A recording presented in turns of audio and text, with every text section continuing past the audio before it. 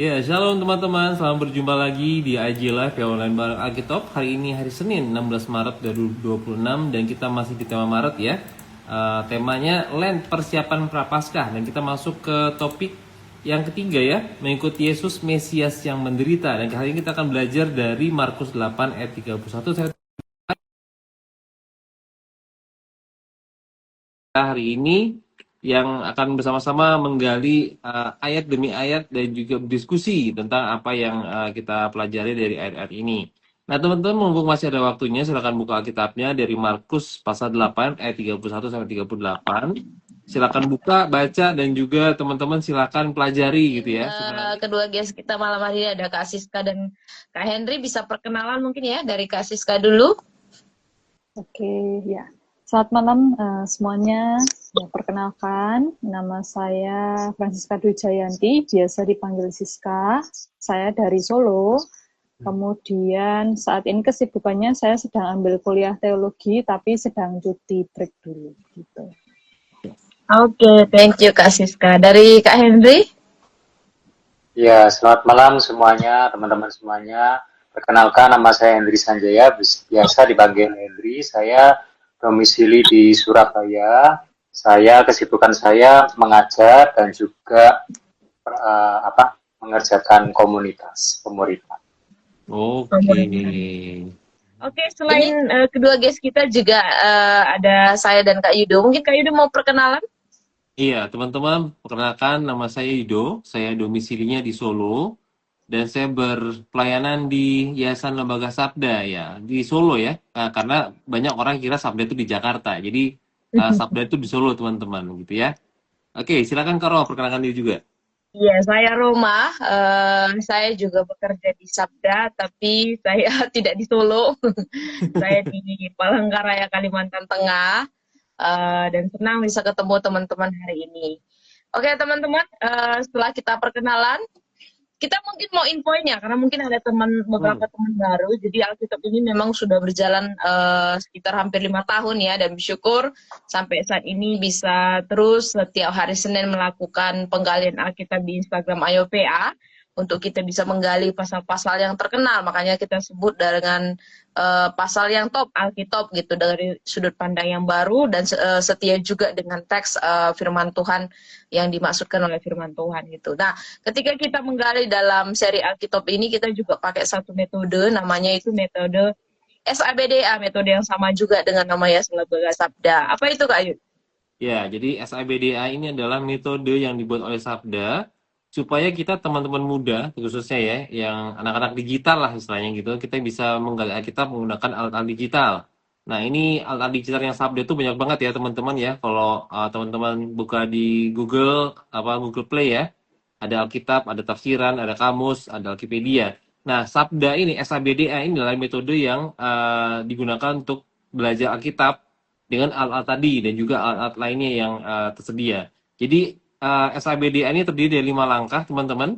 Ada S itu simak, itu belajar dari teks. Kemudian A-nya itu analisa, kita menggali di dalam daripada teksnya. Kemudian B itu belajar, kita menarik kesimpulan. Kemudian D itu doa dan diskusi. Doa itu kalau kita lagi PA sendirian ya, kita diskusi sama Tuhan. Kita belajar apa, kita ceritakan sama Tuhan. Tapi kalau dalam kelompok besar seperti ini, kita pakai diskusi gitu ya. Yang terakhir itu aplikasi. Nah, ini dari teks ujungnya di aplikasi, yaitu transformasi hidup yang kita dapatkan melalui aplikasi konkret, bukan abstrak gitu ya, konkret dalam kehidupan kita sehari-hari. Jadi ini sangat-sangat bisa diadaptasi oleh teman-teman di pelayanan maupun secara pribadi gitu ya, untuk mempelajari Alkitab secara bertanggung jawab. Itu Kak Roma. Ya, jadi teman-teman sangat di-encourage untuk bisa pakai juga metode ini ketika mungkin dalam pemuritan, dalam penggalian, atau dalam PA bersama ya. Nah, sekali lagi kita akan mulai untuk acara Alkitab 1 jam ke depan. Jadi kita ada di dalam satu topik mengikut Yesus Mesias yang menderita dari Markus pasal 8 ayat 31 sampai 38. Bagaimana kita setiap yang mau mengikut Yesus itu harus mau menyangkal diri dan juga memikul salib gitu ya. Kita akan mulai di dalam doa. Minta kesediaan Kak Yudo bisa membuka dalam doa. Iya. Baik, mari kita berdoa teman-teman. Bapa Surgawi, Bapa yang kami kenal dalam nama Yesus Kristus, Tuhan yang sudah mati dan bangkit bagi kami anak-anakmu datang berkumpul di ruang IG Live ini Tuhan, untuk belajar dari firman-Mu Tuhan. Kami mohon Roh Kudus membuka pikiran dan hati kami, menolong kami untuk memahami firman Tuhan dan juga pastinya menolong kami untuk hidup sesuai dengan firman Tuhan dalam hari demi hari kehidupan kami, terutama dalam persiapan Prapaskah ini Tuhan. Kami berdoa Tuhan, kiranya Tuhan menopang kami dan juga setiap device yang kami pakai, gadgets maupun listrik, jaringan, apapun juga Tuhan, kiranya semuanya boleh mendukung dalam PA malam hari ini. Kami berdoa untuk Kak Henry, doa untuk Kak Siska, Kak Roma, anakku dan juga teman-teman lain yang akan bergabung atau sudah bergabung. Kami berdoa kiranya firman-Mu boleh menyentuh hati kami dan mengubahkan hidup kami. Lalu Tuhan Yesus Kristus kami berdoa, haleluya, amin. Amin. Ya, teman-teman, hari ini kita belajar nanti dari Markus 8. Jadi kita akan jelaskan sedikit ya, karena tadi di deskripsinya saya sampaikan kita harus dikatakan menyangkal diri dan juga memikul salib. Nah, ngomong-ngomong tentang hukuman mati di salib itu ada di zaman Tuhan Yesus ya. Tetapi memang kalau kita lihat secara latar belakang, penyaliban ini salah satu hukuman yang sangat berat saat itu ya, khususnya di zaman Romawi. Maksudnya hukuman itu tuh paling kejam dari semua hukuman yang ada. Selain kejam juga memalukan sekali karena dipertontonkan gitu ya. Dan itu yang dialami oleh Yesus Kristus. Nah, asalnya walaupun mungkin dari zaman Romawi itu sudah diterapkan, tapi itu sebenarnya mengambil dari beberapa praktik. Kalau lihat di tahun-tahun sebelum jauh dari sana gitu ya. Jadi sudah dilakukan dari banyak bangsa seperti Persia dan bangsa Kartago itu akhirnya disempurnakan oleh orang-orang Romawi dan diadopsi sebagai satu hukuman yang sangat menakutkan. Nah, siapa aja yang biasanya disalib gitu. Jadi hukuman salib ini bukan untuk semua orang gitu ya, tetapi khusus kepada orang-orang yang memberontak, khususnya kan karena bangsa Romawi sebagai bangsa raksasa saat itu gitu ya, kalau ada budak itu yang memberontak, itu akan mendapatkan hukuman itu, atau mungkin penjahat berat, penjahat kelas kakap, terus pemberontak yang tidak setuju dengan apa ya, mungkin sistemnya Roma itu dianggap sebagai pemberontak, dan juga orang-orang yang berbahaya gitu ya. Jadi mereka akan menyalibkan orang-orang yang demikian, tapi mereka sendiri dari bangsa Romawi sendiri tuh hampir tidak pernah ada yang disalibkan gitu, karena memang mereka tahu hukumannya itu sangat berat dan jadi mereka akan sangat menghindari itu dengan tidak melakukan hal yang demikian gitu ya. Tujuannya tadi bukan hanya cuma kalau kita ditusuk kan sekali tusuk mati gitu ya, tetapi memang membuat penderitaan itu semakin lebih berat gitu. Makanya penyaliban itu bukan cuma 8 jam, 10 jam gitu, tapi bisa 3-4 hari baru mati gitu ya. Selain itu juga sangat sakit sekali kalau 3-4 hari itu disalibkan gitu kan, sangat sakit sekali rasanya, Bang. Sampai itu juga kadang ya membuat mereka itu sangat takut gitu ya, dan juga mempermalukan gitu. Selain sakit, mempermalukan korbannya atau melakukan orang yang memberontak tersebut.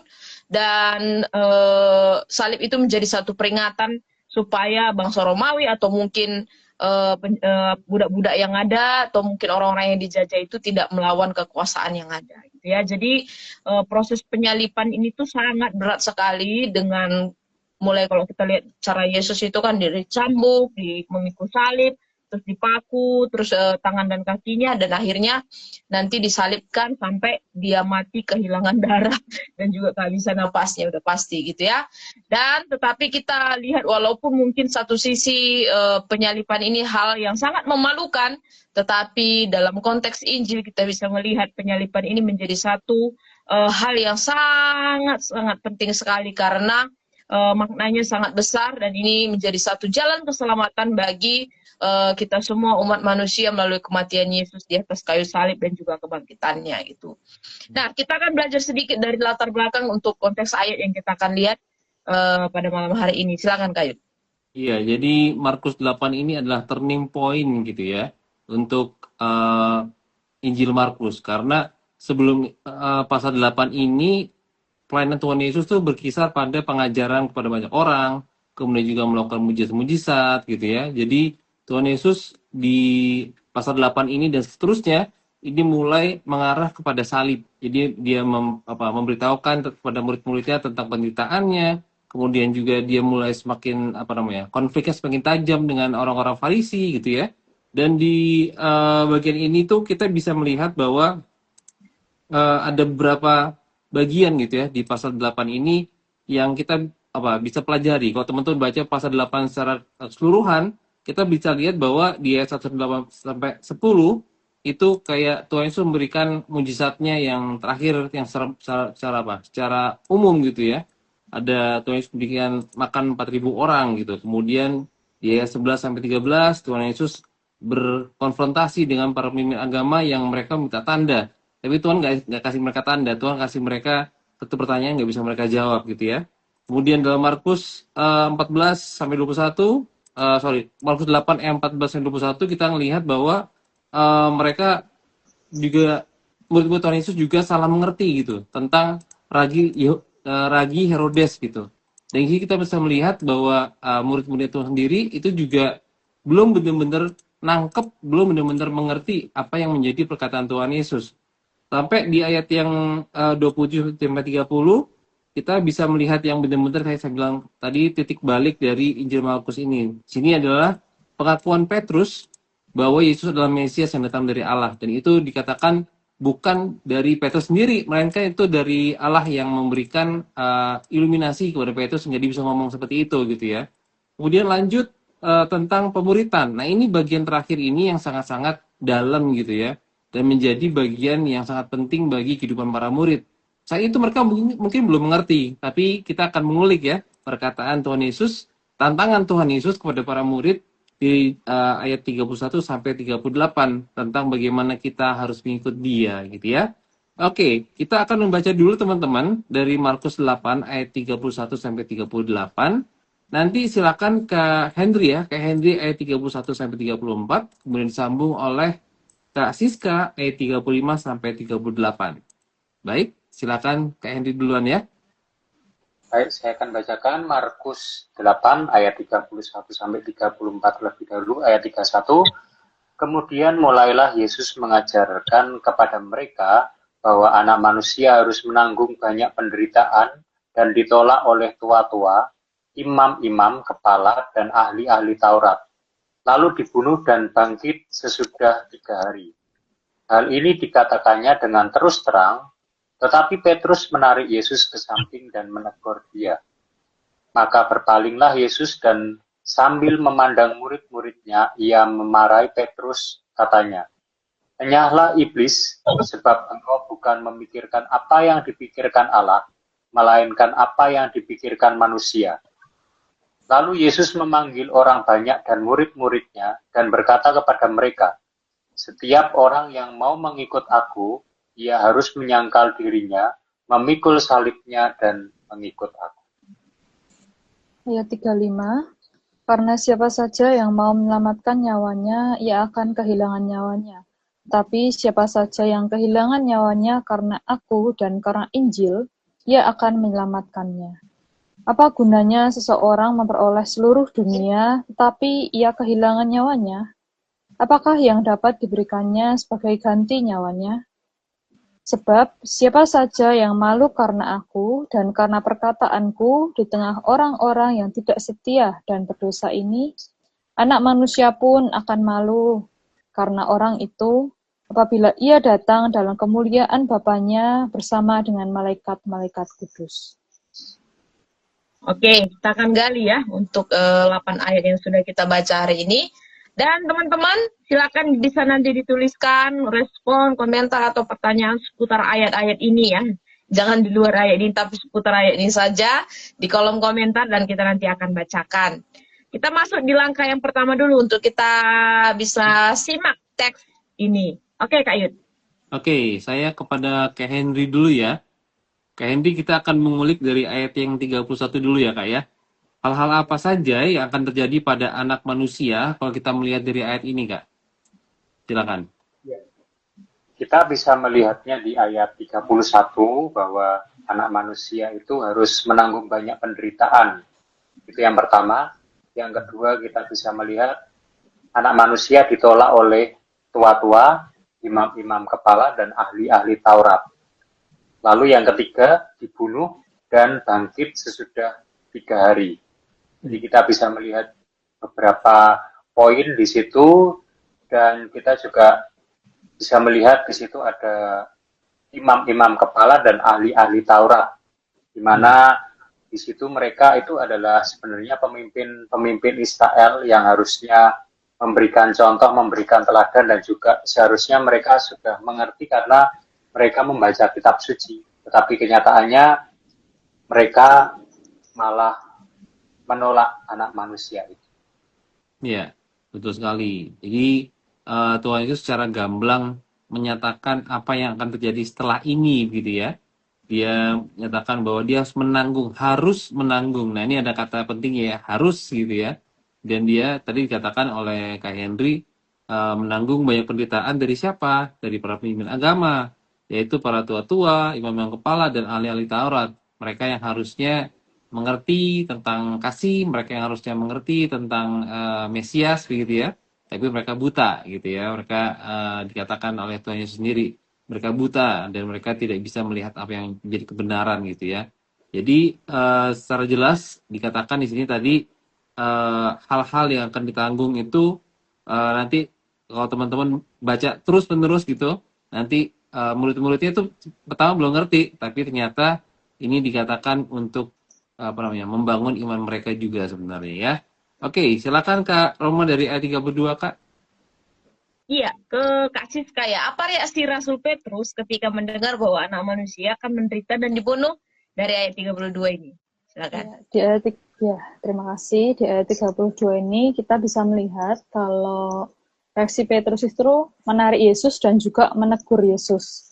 Nah, dari reaksi ini kita melihat kalau Petrus ini ternyata tidak setuju dengan apa yang Yesus katakan gitu. Nah, hal ini juga dipengaruhi oleh pemikiran-pemikiran orang Yahudi umumnya pada masa itu, karena mereka kan di bawah penjajahan Romawi. Jadi mereka berharap bahwa ketika Mesias datang, mereka berharap ada kemenangan secara politik gitu. Jadi Mesias itu, Petrus masih memiliki konsep bahwa Mesias itu harus menang secara politik, dan gagasan yang Yesus katakan kalau Mesias itu harus mati, harus menderita, itu tidak sesuai dengan pemikiran dari Petrus itu sendiri. Sedangkan kalau kita bisa melihat lagi di ayat sebelumnya, di ayat 29, padahal Petrus dengan gamblang menyatakan engkaulah Mesias, tapi sebenarnya Petrus itu justru tidak benar-benar mengerti misi Mesias yang sesungguhnya dari reaksinya ini. Ya, Petrus tidak mengerti dan memang belum mengerti gitu ya. Padahal Yesus dikatakan di ayat 32 itu Yesus mengatakan dengan berterus terang. Ya. Jadi biasanya kan Yesus suka pakai perumpamaan, suka pakai analogi tentang penderitaan gitu. Tapi ini tuh literal gitu. Ini tuh ayat 32 dikatakan dengan terus terang Yesus berkata gitu ya. Jadi tanpa satu rahasia atau tanpa kiasan atau analogi, karena dia langsung sampaikan gitu ya. Tetapi memang sekali lagi Petrus belum sepenuhnya mengerti karena dia menarik. Kata menarik ini diartikan sebagai menarik seseorang agak menjauh untuk berbicara secara pribadi gitu. Jadi memang Petrus nggak tegur di depan semua orang saat itu, tetapi menariknya ke samping terlebih dahulu untuk bicara kepada Yesus. Dan dikatakan dia menegur Yesus. Itu menegur di situ bukan oh Yesus, enggak, tapi di dalam beberapa versi dikatakan menegur dengan keras, menegaskan keberatan atau mencoba mengoreksi gitu ya. Jadi perkataan yang Yesus dikatakan ayat 31 itu coba diprotes oleh Petrus ini gitu ya, untuk melarang mengatakan tentang penderitaan atau tentang kematian atau tentang penolakan yang akan dialami Yesus gitu ya. Karena sekali lagi konsepsi tentang Yesus atau Mesias itu masih mengikuti pola-pola apa yang mereka harapkan dari perjanjian lama gitu ya. Jadi seakan-akan Petrus ini sih paling mengerti tentang Yesus, tapi sebenarnya belum mengerti sepenuhnya. Dan itu terlihat di ayat yang ke-33. Silakan. Oke, kembali kepada Kak Henry. Mengapa Yesus marahi Petrus dengan keras dan apa alasannya Kak dari ayat 33?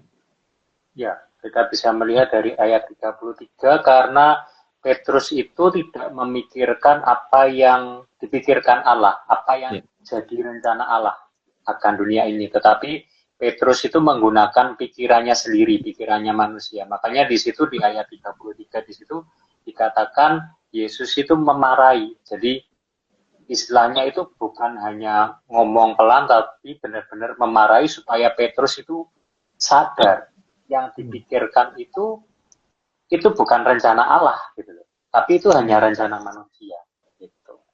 Iya, benar banget. Dan ini kata yang dipakai sama loh ini. Apa namanya? Ketika tadi Petrus menarik Yesus ke pinggir, kemudian menegur dia.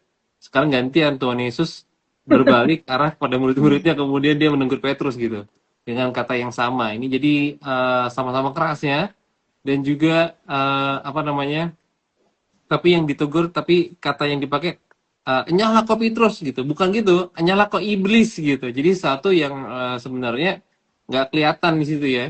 Dan sini kita ngelihat bahwa apa yang dipikirkan Petrus, meskipun tanda kutip baik gitu ya, bermaksud baik, tapi ternyata itu tidak sesuai dengan pikiran Allah gitu. Itu adalah pikiran manusia gitu, yang dinyatakan oleh Petrus kepada Tuhan Yesus begitu. Oke, lanjut ke ayat 34, Karom. Iya, sebelum lanjut ini Kak Mili mention juga tanggapan Kak Hendri, dari Kak Hendri tadi. Setuju dengan Kak Hendri, teguran Yesus sebenarnya adalah koreksi terhadap cara berpikir duniawi. Dan itu terlihat ya dari ayat 33. Ya, ke Kasis sekali lagi ya Kasis. Sebutkan 3 syarat yang Yesus sebutkan bagi seseorang yang mau mengikut dia. Silakan. Ya, Ayat di ayat 34. 34 kita melihat Yesus mengatakan kalau jadi pengikutnya berarti 1, menyangkal diri, 2, mengikut salib, dan juga mengikut aku. Nah, kata menyangkal dalam bahasa aslinya itu menggambarkan tindakan tegas untuk memutuskan segala hubungan dengan seseorang atau sesuatu. Dan ini berarti karena menyangkal diri, berarti itu menolak diri sebagai pusat hidup, diartikan dengan lebih simpelnya. Dan bukan sekedar mengorbankan sesuatu, tapi benar-benar menyerahkan otoritas hidup kepada Kristus. Jadi bukan berpusat pada diri lagi. Kemudian memikul salib, seperti yang dijelaskan Kak Roma tadi, di mana salib itu kan alat eksekusi yang memalukan pada masa itu gitu ya, dan juga kejam. Nah, ketika Yesus berkata mikul salib, berarti para pendengar pertama itu langsung mengerti bahwa berarti mengikut Yesus ketika disuruh mikul salib, ada sebuah konsekuensi untuk siap menghadapi penderitaan, bahkan kematian yang sangat memalukan. Dan untuk kata mengikut Yesus, itu berarti hidup sebagai murid yang mau terus mengikuti atau meniru Yesus itu sendiri. Nah, kalau di masa itu, di dalam budaya waktu itu tuh, kalau kita punya guru, nah, kalau di sekarang kan guru cuma ngajar di kelas. Nah, kalau pada masa itu, kalau kita mau jadi muridnya tuh kita benar-benar hidup bersama dengan guru itu, benar-benar tinggal dan juga jadi tahu kesehariannya apain dan kita mengikuti apa yang dilakukan oleh guru itu. Seperti itu. Iya, jadi terlihat jelas dari apa yang disampaikan oleh Kak Siska ya, mengikut aku, terus ditutup juga dengan pengikut aku gitu ya. Jadi di awal itu adalah satu syarat atau undangan untuk menjadi pengikut Yesus. Dan tadi sudah dijelaskan ya, menyangkal diri dan juga memikul salib, dan ditutup juga harus mengikut aku gitu ya. Jadi tindakan akhir dari apa yang dilakukan sebagai pengikut Yesus gitu ya. Jadi bukan cuma niat di awal, oke aku mengikut gitu bagi murid-murid yang sudah menjadi pengikut, tetapi juga jalan hidup yang harus diikuti dengan cara menyangkal diri dan juga memikul salib gitu ya. Karena kata mengikut aku itu diulang 2 kali di dalam satu ayat bersamaan. Nah, ini ada 2 tanggapan, teman-teman. Saya mau bacakan dulu dari Kak Hermawan. Benar ya, Petrus mengenali identitas Yesus, tetapi belum bisa mengerti misi Yesus. Dan kita nanti akan coba kulik ya terkait misi Yesus. Ditambahkan juga oleh Kak Hermawan, Yesus menyatakan bahwa Petrus tidak memikirkan apa yang dipikirkan Allah. Artinya apa yang dipikirkan Yesus adalah pikiran Allah, karena Yesus adalah Allah. Oke, kita lanjut ke ayat 35, Kak. Iya, ayat 35 ini tentang peringatan yang cukup keras begitu ya. Apa yang akan terjadi pada orang yang ingin menyelamatkan nyawanya, dan apa yang akan terjadi pada orang yang kehilangan nyawanya demi Yesus dan Injil. Ayat 35 ini. Silakan Kak Henry. Ya, kalau dari ayat 35 kita bisa melihat, jadi yang terjadi pada orang yang ingin menyelamatkan nyawanya, ya kehilangan nyawanya. Terus, apa yang terjadi pada orang yang kehilangan nyawanya demi Yesus dan Injil, ia akan diselamatkan. Tapi di ayat 35 ini kita bisa melihat bahwa orang yang artinya itu kehilangan nyawa karena aku dan karena Injil itu maksudnya itu mengikut Yesus dan mempercayai kabar baik. Nah, orang yang mengikut Yesus dan mempercayai kabar baik itu akan terima keselamatan. Tapi orang yang berusaha untuk ya mengikuti keinginan dirinya sendiri, dia akan kehilangan nyawanya sih. Seperti itu sih. Iya, ini sama dengan yang perkataan Tuhan Yesus di pasal ini juga ya. Apakah gunanya orang mempunyai segala sesuatu gitu tapi kehilangan jiwanya gitu ya. Dan ini sangat menohok sekali gitu. Dan apa namanya mengajar murid-muridnya juga gitu. Mereka bukankah selama ini juga mereka seperti itu. Mereka pengen supaya Tuhan Yesus sebagai raja yang menang secara politis gitu ya. Kemudian mereka juga ditantang juga untuk hidup sesuai dengan keinginan Tuhan Yesus gitu. Dan di sini juga tadi kalau dilihat ini kayak mirror gitu ya, kayak kontras gitu. Hampir mirip, hampir sama, tapi ternyata ujungnya satu menyelamatkan diri demi keinginan diri, tapi justru mati, binasa gitu. Sementara yang kehilangan nyawanya demi Yesus dan demi Injil justru akan menyelamatkan nyawanya gitu ya. Sungguh indah sekali. Oke, jadi kita akan masuk ke ayat yang 36 sampai 38. Ini saya berikan kepada Kak Roma. Silakan Kak. Iya, ayat 36 sampai ke 38 ya Kak Sis. Apa saja pertanyaan dan peringatan yang Yesus sampaikan tentang keuntungan mendapatkan harta dunia dan sikap terhadap dia? Silakan. Ya, pertanyaannya yang dituliskan di sini, kan Yesus menekankan, apa gunanya seorang memperoleh seluruh dunia, tapi ia kehilangan nyawanya, ayat 37, apakah yang dapat diberikannya sebagai ganti nyawanya?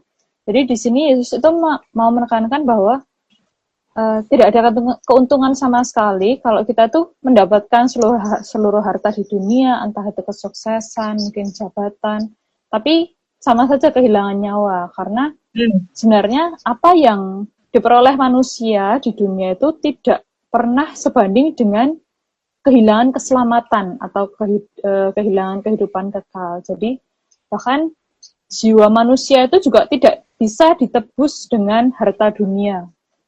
Kemudian juga untuk peringatan yang Yesus berikan itu, siapa saja yang malu karena aku dan perkataanku ini berarti yang malu terhadap ajaran Yesus juga. Jadi seseorang itu bisa saja misal tidak malu pada Yesus secara teori, tapi ternyata dia menolak ajaran yang Yesus berikan, atau ternyata tidak mau menerima atau melakukan ajaran itu. Jadi orang yang tidak mau menerima ajaran itu tuh termasuk orang yang malu terhadap dia. Nah, kalau misal orang tersebut malu karena Yesus, maka Yesus pun akan bereaksi malu, di mana artinya orang ini tidak akan mendapat tempat bersama dengan Yesus ketika nantinya pada saat penghakiman terakhir. Makna eskatologis. Oke, sudah Kak? Sudah? Sudah. Oke, ya. Ya, memang dari ayat 36 sampai 38 ini sekali lagi satu teguran yang sangat keras ya.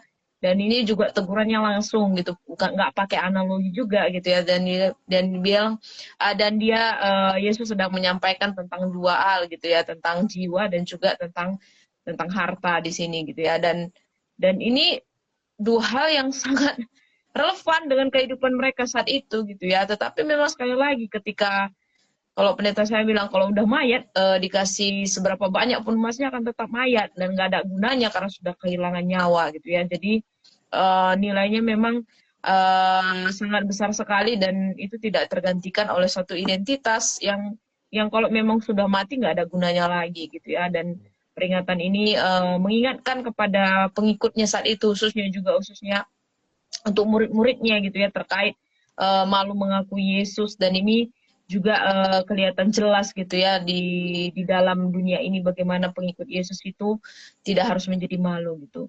Nah, ini ada tanggapan dari teman-teman di rumah yang mengikuti juga, dari Kak Agnes ya, yang selalu dia mengikuti. Tuhan mengatakan untuk mengikuti dia itu pada dasarnya kita sudah ada teladan, jadi nggak ngikut tanpa tujuan atau contoh hampa gitu ya, karena memang contohnya itu contoh yang sempurna dan dia juga sudah melakukannya, jadi nggak hampa atau cuma sekedar teori gitu. Dari Pak Hermawan, standar Kristus berbeda dengan standar orang Farisi, yaitu untuk duduk di kursi Musa atau pemimpin agama yang punya kuasa untuk menjadi penguasa dunia ya. Tadi juga sudah sempat ya dikatakan oleh teman-teman terkait Mesias yang mereka harapkan dan juga apa yang Yesus akan lakukan gitu. Oke, mungkin kita akan lanjut ya. Kita sudah simak dari ayat 30 sampai 38 ini. Kita akan coba kulik di bagian analisa supaya penggalian kita lebih menyeluruh lagi. Saya sekarang ke Kak Henry ya, dari analisa yang pertama ini. Mengapa Yesus mengatakan bahwa anak manusia itu harus menderita, harus ditolak, harus dibunuh, dan harus bangkit? Apa nih arti kata harus ini bagi misi Yesus sebagai Mesias? Silakan. Ya, jadi Yesus itu mengetahui kehendak Bapa bahwa karya keselamatan itu hanya bisa melalui salib. Makanya di situ dikatakan harus. Jadi Yesus tahu bahwa kemenangan akan dosa itu harus lewat karya salib.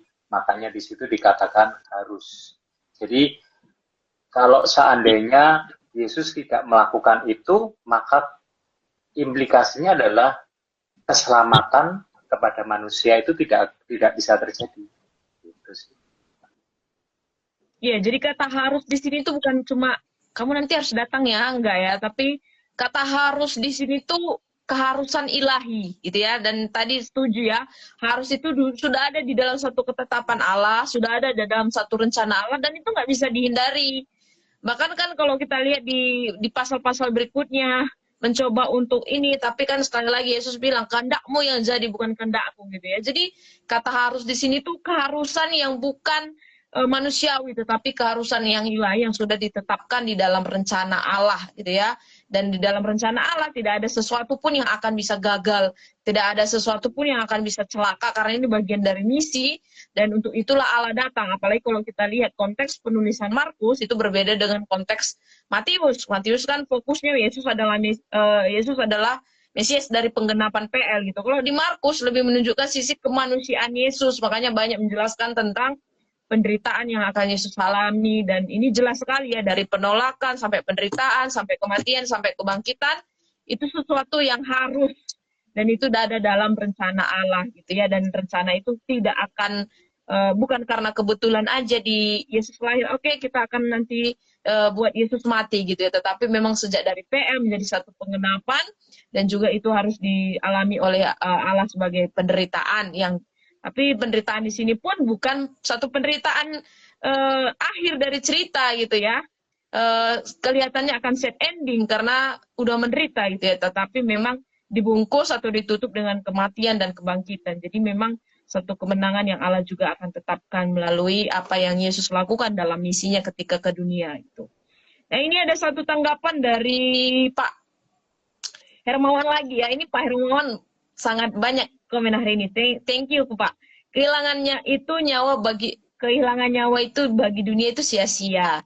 Kehilangan nyawa bagi Kristus, kita mendapatkan nyawa atau hidup Kristus. Hidup Kristus adalah untuk kita sekarang dan akan datang karena Kristus akan bangkit. Jadi keharusan itu justru keharusan dalam penderitaan, dalam kemanusiaan Yesus. Dan Pak Wasis juga menambahkan ayat 33 ini, kenapa Yesus mengatakan nyala iblis kepada Petrus, sepertinya kasar sekali ya, dan Petrus tentunya juga nggak menyangka disebut iblis. Padahal Petrus kan tergolong murid yang sangat dekat relasinya dengan Yesus. Oh, ini satu pertanyaan, mungkin teman-teman mau jawab ya.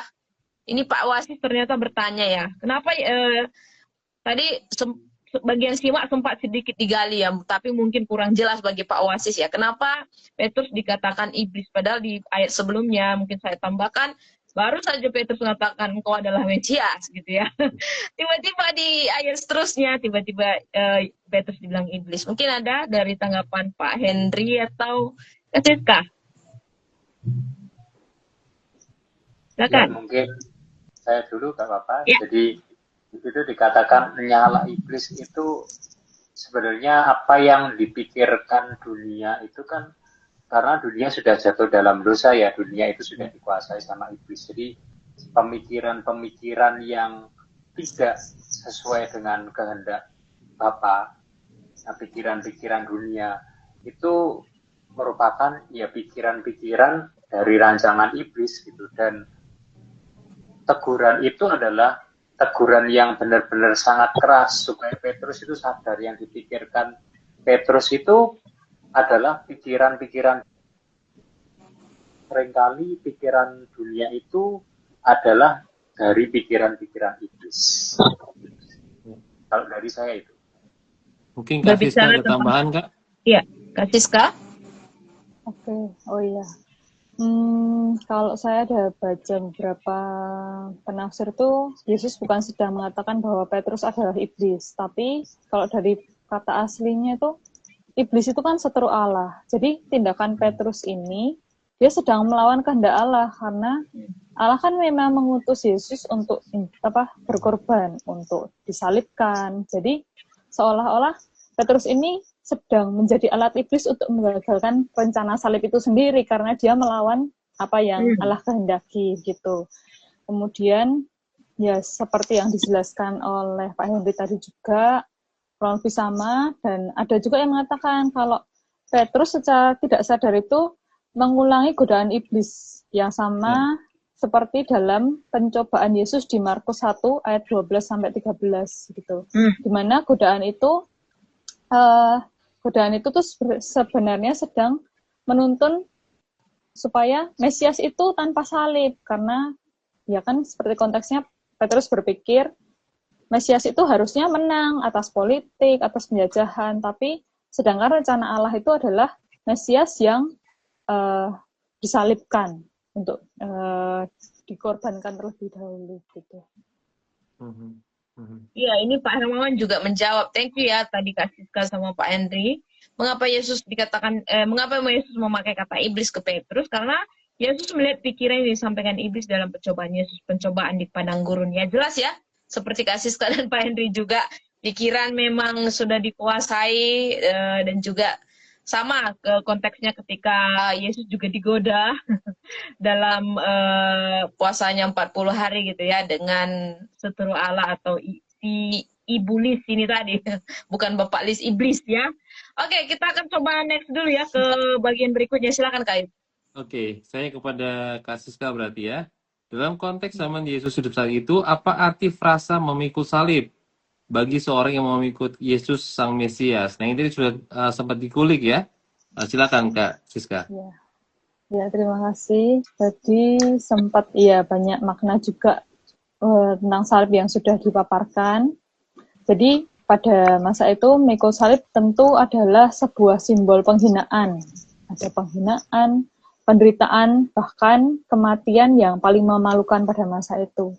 Nah, seorang yang memikul salib itu juga berarti telah kehilangan semua hak dan juga sedang menuju pada kematian, karena itu sendiri yang Tuhan Yesus juga teladankan ketika dia memikul salib.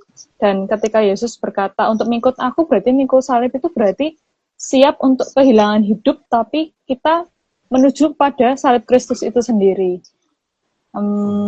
Itu juga mungkin hal-hal kecilnya berarti siap dicemooh, dikucilkan, karena orang yang memikul salib pada masa itu juga mengalami penghinaan, dikucilkan, dan tentunya konteks waktu itu kan Markus ini ditulis untuk pembaca pertamanya jemaat mula-mula ya. Mohon dikoreksi kalau kurang tepat itu. Jemaat mula-mula yang ketika mengikuti Yesus, mereka ternyata juga dikucilkan oleh itu para pemimpin Yahudi, dibilang hanya tidak menaati, pokoknya dibilang menyimpang lah karena menganggap Yesus Mesias, sehingga mereka juga mengalami kesulitan-kesulitan, bahkan harus dipersekusi, bahkan nyawa menjadi taruhan bagi mereka. Iya, benar banget. Jadi tadi Kak sampaikan ini pembaca pertamanya adalah orang-orang percaya di Roma. Nah, ini sangat-sangat dekat sekali dengan salib gitu ya. Dan kita tahu sendiri ketika salib diperkatakan gitu ya, mikul salibnya gitu. Jadi salib masing-masing orang gitu, salib yang orang tanggung untuk mengikuti Yesus itu dipanggul sendiri. Jadi aku setuju banget ketika dikatakan memikul salibnya itu memikul salib kemana gitu. Dan itu dikatakan orang yang memikul salib udah pasti dia pasti menuju eksekusi gitu. Seperti Tuhan Yesus sebentar lagi dia akan memikul salibnya sendiri, bahkan kemudian dia nggak sanggup lagi dan dia ditolong oleh Simon. Tapi orang itu juga pada akhirnya kita lihat tadi di Kisah Para Rasul, anak-anak Simon dari Kirene juga jadi hamba Tuhan juga ya gitu ya. Tapi kita bisa lihat di sini ketika perasaan mikul salib dinyatakan itu juga shocking gitu ya buat murid-murid Tuhan Yesus yang saat itu berharap banget gitu Tuhan Yesus jadi pemimpin politik, kemudian membebaskan bangsa Israel dan sebagainya. Tapi Tuhan Yesus sampaikan bahwa ketika mengikut dia harus mengikut salibnya gitu. Dan itu peringatan buat kita juga ya saat ini juga gitu. Ketika mengikuti Yesus berani nggak ikut salibnya gitu. Oke, kita lanjut ke bagian ketiga teman-teman untuk bagian belajar. Ada Silakan, tanggapan Kak Kak Roma. Yud? Ya, oke. Ada tanggapan dari Kak Mili ya. Mengikuti Yesus bukan sekadar percaya secara intelektual aja, tapi mengikuti jalan hidupnya. Bener banget. Nah, ini juga jadi tantangan buat kita juga ya. Mengikuti Kristus sebagai orang Kristen, itu juga bukan hanya pikul salib sendiri, tapi juga menjalani setiap langkah Tuhan Yesus juga. Oke. Silakan Kak Roma bagian 3, bagian belajar. Ya, kita akan simpulkan ya dari apa yang sudah kita simak dan analisa ke Kak Henry lagi. Apa yang dapat kita simpulkan nih tentang misi Yesus Kristus sebagai Mesias? Silakan Kak. Oh, Kak Henry buffering ya? Muter-muter. Jaringannya kayaknya. Mungkin, oke. Oh, sudah bisa lagi. Kak Henry, tadi muter-muter Kak. Halo? Delay mungkin. Delay kayaknya ya. Halo Kak Henry, bisa dengar kami Kak? Oh, muter-muter lagi. Muter-muter. Ya, saya bacakan dulu ya. Ini ada tanggapan dari... Ya, gimana Kak? Udah bisa? Tes. Halo Halo? Kak. Oh, nggak bisa. Mungkin... Halo? Mungkin videonya bisa di off cam saja Kak, supaya jaringannya lebih stabil Kak. Kak Henry. Oh, ini sudah kayaknya. Oke. Oh, ini Mantap, sudah. mantap. Oke. Tadi sempat buffering ya. Oke. Kita ke kesimpulan Kak Henry. Yang pertama, apa yang dapat kita simpulkan nih tentang misi Yesus Kristus sebagai Mesias? Silakan. Ya, kesimpulan dari yang kita baca di dalam Markus tadi adalah kehendak Bapa terhadap Yesus itu adalah serangkaian perjalanan penyelamatan manusia gitu ya. Dari mulai Yesus harus menderita, makanya tadi dikatakan harus menderita, harus melewati setiap hal yang memang Tuhan, memang Bapa kehendaki. Akhirnya sampai menuju kayu salib yang endingnya misinya adalah untuk menyelamatkan manusia supaya kita yang percaya menerima Yesus, percaya kabar baik, kita diselamatkan. Itu sih. Amin. Ya, jadi harga mengikut Yesus itu memang dari sini kita simpulkan memang nggak selalu mudah ya. Bahkan di satu konteks dari perikop ini saja itu terkait mengikut Yesus itu akan mengalami penolakan, nggak nyaman, menderita. Jadi secara manusia, aduh di mana enaknya gitu ya. Tetapi kita bisa pelajari bahwa penderitaan ini bukan satu tujuan akhir, tapi memang satu bagian awal sebenarnya ya. Karena akan ada kemenangan juga, ada sukacita yang akan didapatkan. Walaupun mungkin akan sulit, tetapi sekali lagi ini ada dalam rencana dan tadi ya satu rangkaian rencana Allah dan misi itulah yang harus dilakukan. Dan Yesus sendiri sudah final, totalis dan sempurna melakukan jalan salib ini tadi gitu ya. Dan satu panggilan yang menyeluruh juga bagi pengikutnya gitu, karena di sini Yesus bukan cuma bilang, aku akan menderita, mati, dan juga bangkit. Tetapi kamu gitu ya, setelah aku, sekarang kamu. Karena Yesus sudah selesai, dia sudah tetelestai gitu ya. Sekarang kita menjadi pengikutnya juga akan demikian, yaitu untuk bisa menjadi pengikut Yesus yang sejati, memikul salib dan juga menyangkal diri gitu. Nah, mungkin aku bacakan dulu tanggapan dari Pak Wasis tadi. Ini tanggapan ada pertanyaannya nih. Memikul salib bukan berarti pengikut Yesus pasti menderita. Benar konteksnya zaman itu mengikut Yesus pasti dicari-cari untuk ditindas. Memikul salib bukan berarti pengikut Yesus pasti menderita. Aku kurang mengerti. Teman-teman mungkin paham maksudnya. Oke, ya kita lanjut dulu ya ke bagian berikutnya. Silakan Kak Yud. Oke, berdasarkan pengajaran Yesus dalam perikop ini, apa arti menjadi pengikut Yesus yang sejati, Kak Siska? Silakan. Ya, mengikut Yesus yang sejati mungkin ya termasuk 3 poin yang Yesus tadi katakan ya. Menyangkal diri berarti menjadikan Tuhan itu sebagai pusat hidup, bukan diri kita lagi yang menjadi pusat hidup, di mana seseorang itu menyerahkan kehendak, ambisi, kepentingan, impiannya itu kepada kehendak Kristus itu sendiri. Kemudian mikul salib tadi berarti rela untuk berada dalam penderitaan ketika kita tetap berusaha teguh setia pada Yesus dan juga Injilnya. Dan itu berpegang teguh pada ajaran-ajaran, teladan yang sudah Yesus lakukan, dan juga bahkan ketika ajarannya itu tidak sesuai dengan apa yang biasa dunia ajarkan. Jadi tetap teguh pada apa yang Yesus ajarkan sendiri, dan juga tidak malu mengakui Kristus. Ketika kita bilang kita percaya, berarti kita juga mau setia mengakui Dia di tengah sepanjang kehidupan kita, bahkan juga tercermin melalui sikap hidup kita yang adalah cerminan dari Kristus itu sendiri gitu. Ya, oke. Jadi benar banget ya. Itu poin-poin yang tadi dikatakan dan juga mungkin dijabarkan juga gitu. Kayak menyangkal diri itu juga konsep yang sangat asing juga sebenarnya bagi kedagingan gitu ya. Kita selalu yang kita kenal adalah aktualisasi diri gitu. Untuk menonjolkan diri gitu. Tapi untuk menyangkal diri itu sangat-sangat asing gitu untuk kita. Dan ini ditantang juga, menyangkal diri berarti ya tadi Kak saya bilang itu menyerahkan keinginan kita kepada kehendak Tuhan gitu ya. Kemudian bahkan ketika udah menyangkal diri mikul salib, ini juga satu kayak tadi bahas juga satu tindakan yang sebenarnya tanda kutip bodoh gitu ya. Itu tadi Paulus juga banyak ngomong mengenai ini. Bagi orang yang akan binasa, salib itu bodoh gitu. Tapi bagi orang yang diselamatkan dan percaya itu pasti itu jadi kayak kuasa Allah yang menyelamatkan gitu. Jadi ini beneran hal-hal yang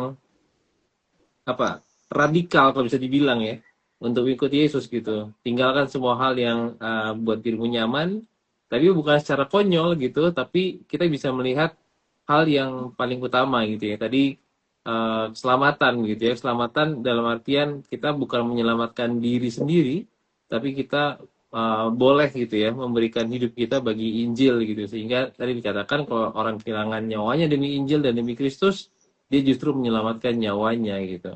Jadi sangat-sangat kupikir sangat jelas sekali Tuhan memberikan hal ini. Dan tantangan ini juga pasti untuk pendengar pertama saat itu juga orang Roma, mereka tahu banget gitu tentang mikul salib, tahu banget tentang mengikuti jalan Kristus dengan segala tantangan yang mereka hadapi di bawah pemerintahan kaisar yang kejam gitu saya ya. Oke, kita masuk ke bagian keempat Kak Roma. Ya, ini ada tanggapan Pak Wasis, tapi mungkin akan berkaitan dengan bagian keempat pertama ini ya.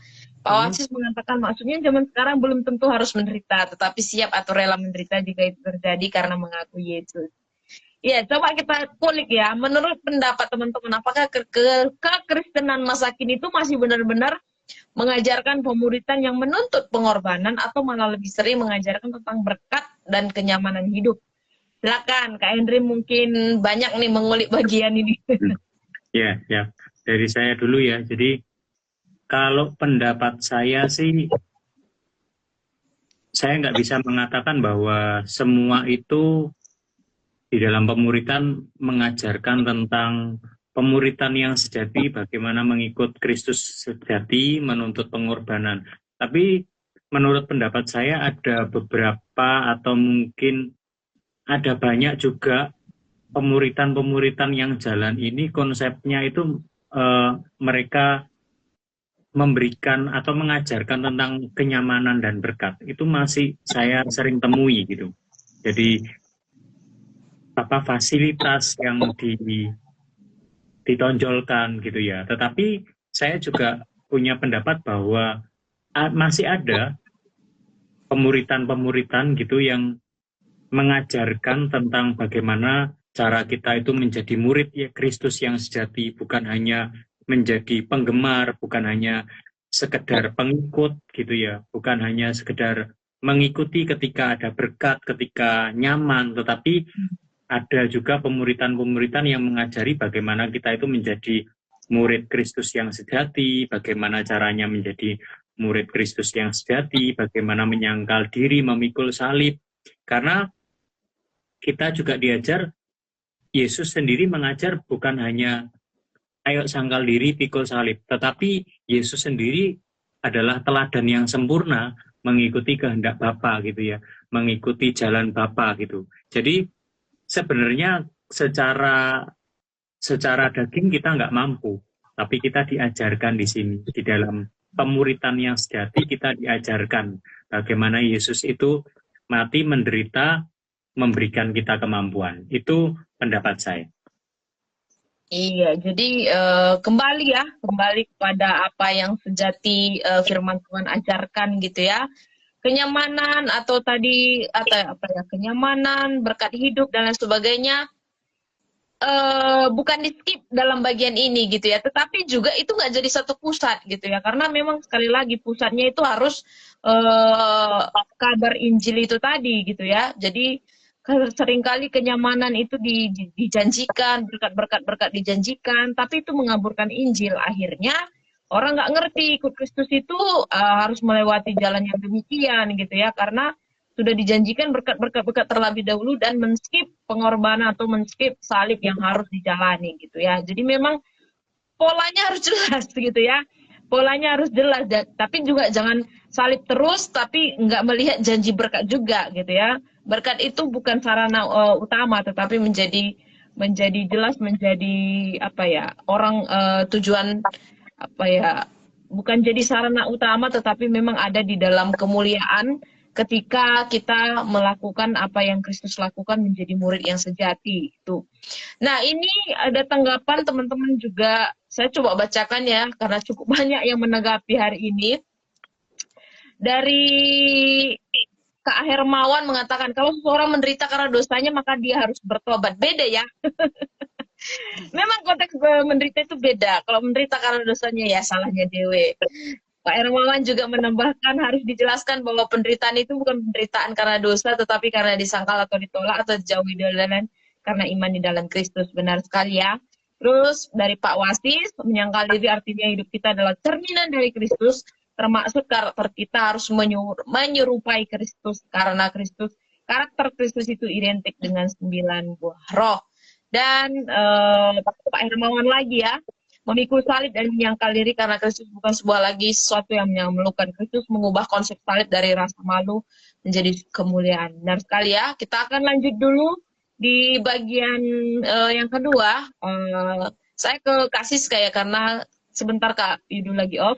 Perayaan Paskah ya, karena ini kita masuk dalam masa Prapaskah, sering identik dengan simbol seperti telur dan kelinci Paskah. Nah, menurut teman-teman, apakah simbol seperti ini tuh membantu orang memahami makna Paskah, atau justru membuat orang lupa bahwa inti Paskah sebenarnya adalah salib atau pengorbanan Yesus Kristus? Bisa dijelaskan mungkin? Ya, terima kasih Kak untuk pertanyaannya. Tidak dipungkiri sih, memang seringkali untuk memudahkan gitu kan, sebenarnya telur Paskah juga ada maknanya, biasanya telur asin itu kan memaknakan kelahiran baru, tapi tidak dipungkiri kadang ya ketika kita lebih sering menonjolkan simbol-simbol yang sebenarnya justru malah mengaburkan makna dari salib dan juga kebangkitan Yesus itu sendiri. Jadi kalau Paskahan malah yang dicari telurnya gitu kan. Eh, jadi justru jadi salah persepsi gitu ya. Jadi memang harus, maksudnya gereja juga harus mengajarkan bahwa yang ditonjolkan itu Paskah ya penderitaan dan juga kemenangan Kristus yang bangkit itu. Dan memang dari kebangkitannya kita jadi bisa memperoleh kelahiran baru, kita dimampukan untuk percaya, kita juga beroleh kehidupan kekal, itu kan dari pengorbanan Kristus, bukan kemudian menonjolkan ya simbol-simbol seperti telur, kelinci. Kalau kelinci mungkin ya lebih ke ada budaya barat ya kalau nggak salah itu. Jadi kan jadi mengaburkan makna sesungguhnya gitu. Kalau misal terlalu menonjolkan, sama halnya juga dengan kalau Natal gitu kan malah Santa Claus yang dikeluarkan. Nah itu justru itu mungkin cara dunia juga berusaha apa ya mengaburkan Kristus itu sendiri sebenarnya. Nah, kita sebagai Iya. orang Kristen yang sudah tahu, jangan sampai juga keikut. Kita harus benar-benar menekankan makna sesungguhnya dari Paskah itu sendiri. Dari Pak ini mungkin, Pak Henry mungkin ada tambahan? Iya, mirip-mirip sih, sama sih. Jadi kalau seringkali orang itu jadi lupa karena simbol-simbol itu ya. Tapi biasanya kalau di telur asin itu kan ada ayatnya. Nah, biasanya itu yang paling penting, itu jangan di skip, biasanya di skip. Itu sih Kak. Iya, ya memang kalau di sabda tidak pakai itu semua gitu ya. Tapi memang sekali lagi ya kita perlu memikirkan ulang gitu terkait simbol-simbol ini ya, karena takutnya itu menjadi kabur. Setuju ya, kabur arti Injil sesungguhnya. Karena ya sebenarnya anak sekolah minggu juga sekarang ini kalau ngomongin Paskah sebentar lagi telur, telur dan telur gitu ya. Jadi dan di mana itu Yesus yang menderita? Di mana itu Yesus yang disalib gitu? Jadi kabur budaya Paskah sekarang ini hanya karena simbol-simbol yang terlalu sekularisme dan terlalu merajalela di gereja-gereja sekarang. Jadi perlu sekali lagi ya melihat simbol itu beneran bisa membawa kepada Injil atau enggak itu. Mungkin ada tambahan dari Kak Yudo? Iya, kalau aku memang eh, kelinci dan juga telur Paskah itu memang kadang-kadang bisa jadi kayak alat pengajaran gitu ya, kayak tentang ngomongin pakai telur Paskah tuh kayak ada yang bilang mengajarkan tentang kehidupan yang baru gitu, kebangkitan gitu kan. Tapi juga harus harus berhikmat ya. Karena kadang-kadang simbol itu lebih kenceng daripada makna di belakangnya. Nah, kalau Iya. lupa ngasih tahu, kalau lupa ngajarin ke anak-anak, apalagi anak-anak yang sekarang gitu ya, kayak anak-anak saya, kalau udah ngomongin Paskah, yang mereka ingat adalah menghias telur. Jadi itu parah banget tuh, gimana ini gitu. Sebagai orang tua juga concern dengan itu juga gitu. Dan untungnya guru-guru sekolah minggu juga mulai masukkan gitu, ajarkan anak-anak tentang Tuhan Yesus gitu kan, kemudian juga diarahkan kayak tadi Pak Henry bilang kadang ada ayatnya yang di apa namanya di telurnya gitu, dan pastinya pengajaran dan juga pengertian yang benar tentang Paskah harus lebih didengungkan gitu, di sounding gitu ya, daripada apa namanya simbol-simbol yang terus menerus jadi kayak cue visual untuk masa raya Paskah ini gitu sih, dari aku seperti itu. Oke, ini dari Pak Hermawan juga boleh lah telur, tapi dikasih salib di telurnya. Habis itu baru dijelaskan tentang salibnya. Simbol tetap dibutuhkan, simbol sebagai jembatan kepada makna, tetapi simbol Ya, bisa diperkaya dengan simbol-simbol yang lain gitu ya. Pada intinya jangan sampai mengaburkan pasca atau betul. inti pasca gitu ya. Oke, kita masuk bagian terakhir teman-teman dari aplikasi ya. Jadi Pak Henry dan juga Kak Siska, siapkah kita untuk menyangkal diri dan berkorban, termasuk dalam kenyamanan, reputasi, relasi, karir, atau apapun itu, termasuk impian pribadi. Nah, langkah apa yang bisa teman-teman lakukan minggu ini untuk semakin mengerti apa makna Paskah yang sebenarnya? Ya, bisa dari Kak Siska dulu. Ya. Siapkah kita menyangkal diri? Tentunya menyangkal diri itu saya sendiri juga terus berproses di dalam Tuhan gitu ya. Ketika sudah menjadi percaya juga ada banyak hal yang mungkin itu karakter-karakter yang kurang baik gitu. Saya juga terus belajar diingatkan melalui kebenaran firman Tuhan.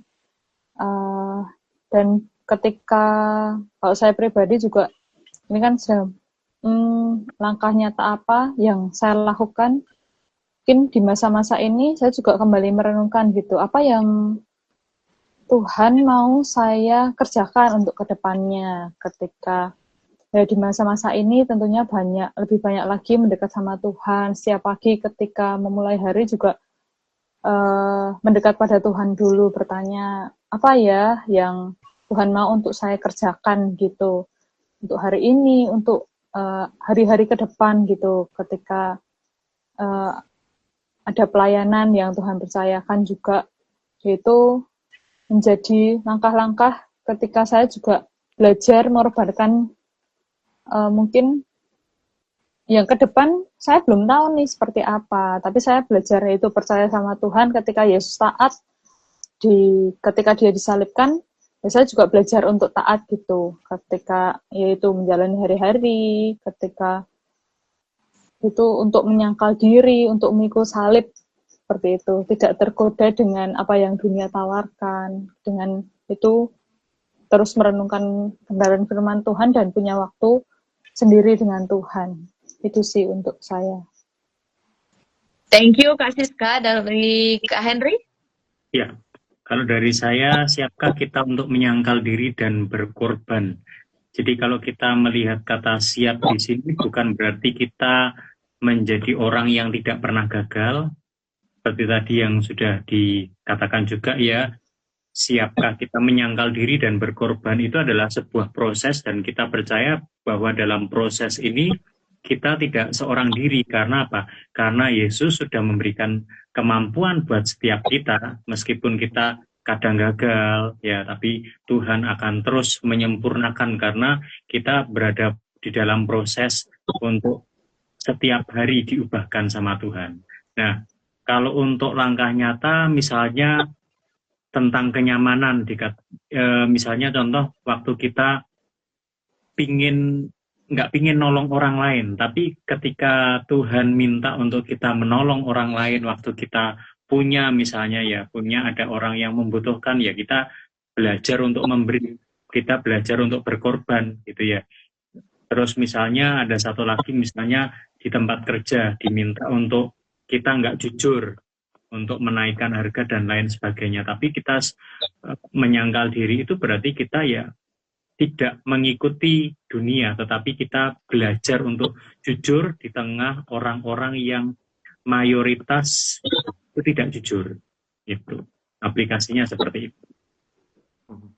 Thank you Pak Henry dan juga Kak Siska ya, yang sudah membagikan aplikasi dari proses penggalian kita malam hari ini ya. Dan kita sudah sampai di tahap aplikasi setelah kita melihat, belajar bersama dari teks demi teks terkait mengikut Yesus Mesias yang menderita ini. Dan kalau saya sendiri juga mengambil langkah gitu ya dalam minggu ini, karena memang Alkitab dalam masa-masa ini memang masa-masa prapaskah ini mengambil tema ini. Saya mengambil waktu lebih khusus terkait juga terus banyak menggali firman Tuhan dan mengaplikasikannya juga di dalam pelayanan saya di gereja gitu ya. Termasuk dalam penyangkalan diri, karena tema di gereja saya juga sama gitu ya, tentang penyangkalan diri gitu ya, tentang identitas, tentang status.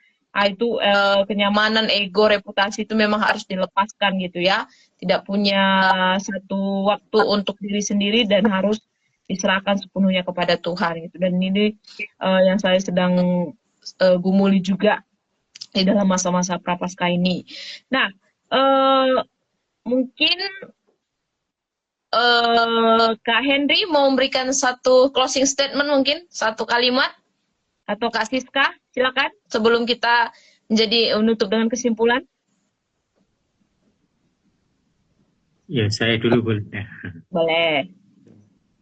Menjadi murid Kristus yang sejati itu tidaklah mudah, tetapi kita percaya Kristus yang sudah mati buat kita, berkorban buat kita, itu yang akan memampukan kita menjadi murid Kristus yang sejati. Amin. Thank you. Dari Kak Siska.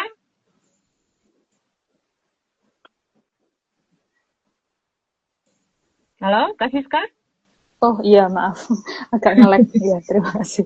Closing statement-nya, ya jika Yesus saja mau menderita untuk kita semua, maka kita sebagai murid-muridnya juga dipanggil untuk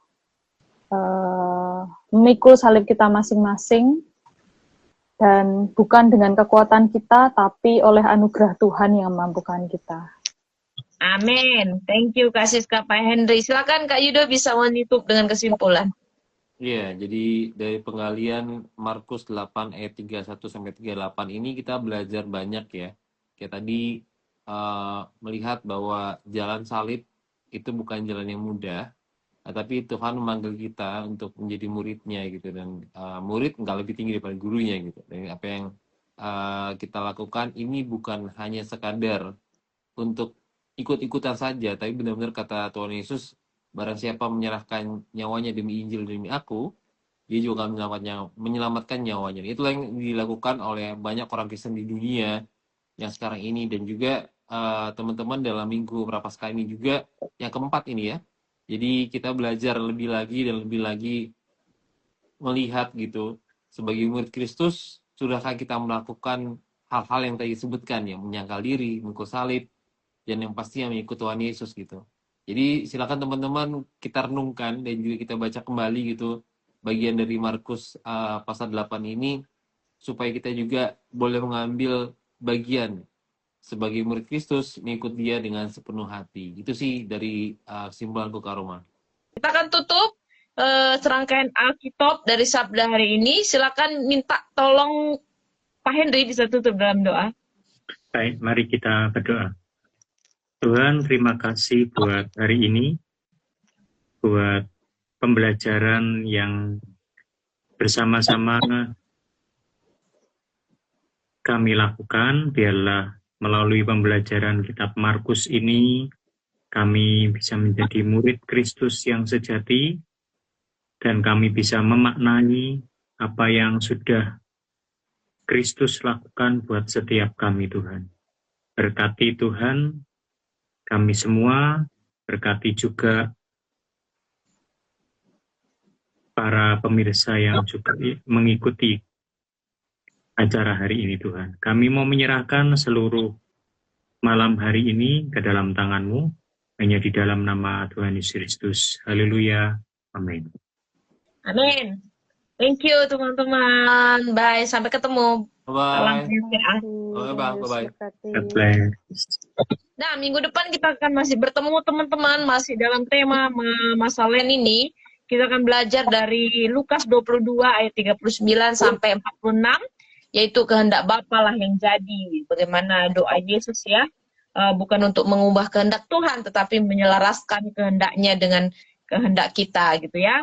Nah, kita akan hadir minggu depan. Silakan teman-teman bawa lebih banyak lagi orang untuk bisa belajar bersama-sama.